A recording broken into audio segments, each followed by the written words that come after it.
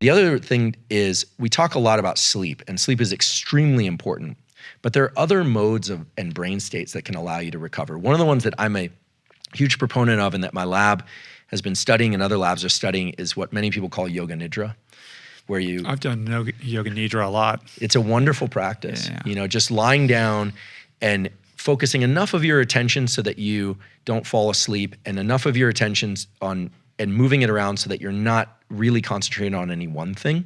I fall asleep every time. I do too. I do too. But what we know, so I fundamentally disagree respectfully though, with the idea that we can't recover sleep that we've lost. Because what are we really talking about there?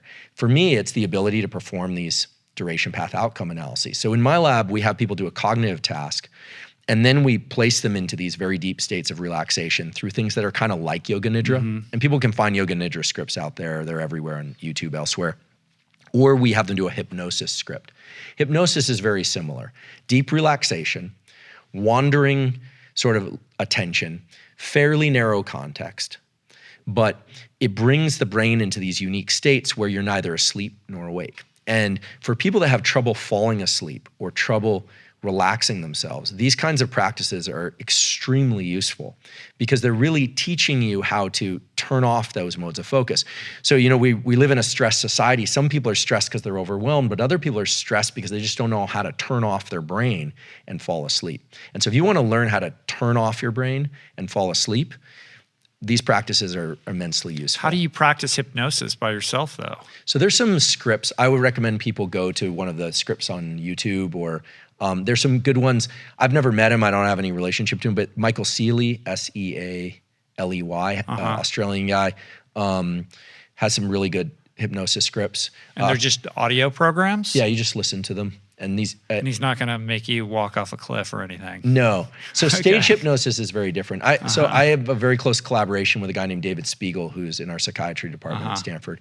We're now looking at how daily breathing exercises can impact people's sleep and levels of stress. He's done a lot of work on addiction and trauma and pain management through hypnosis. And most all of hypnosis that's clinical involves bringing one's state into one of deeper relaxation, not full sleep, and then thinking about some behavioral change that one wants to make. These are ancient practices, really, and I think that they were developed by people that understood that rewiring of the brain requires focus and deep rest. What's interesting about hypnosis is it brings those two things together at the same moment.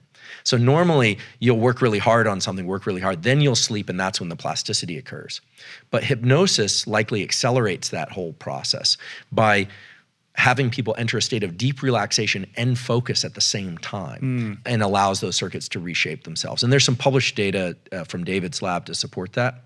That's fascinating. So I think these practices are really useful. And I think that if you want to get better at performing, everyone now knows, thanks to Matt Walker's book and others, like sleep more, sleep better. But what if you have trouble sleeping?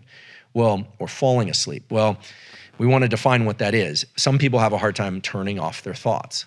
It's really hard. Remember, you can't do it. What you can do is to learn to control that perceptual window and distribute it so that your sense of time starts to kind of drift off and you end up in sleep more easily. And it's a practice that most people find if they do it for 10 minutes a day or so, they start sleeping much better within a week or more, and sometimes more. Sometimes people need some other help, like not drinking caffeine late in the day, et cetera.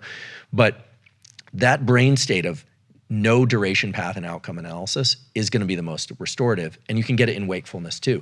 So taking a walk where you're just letting your mind go is very powerful.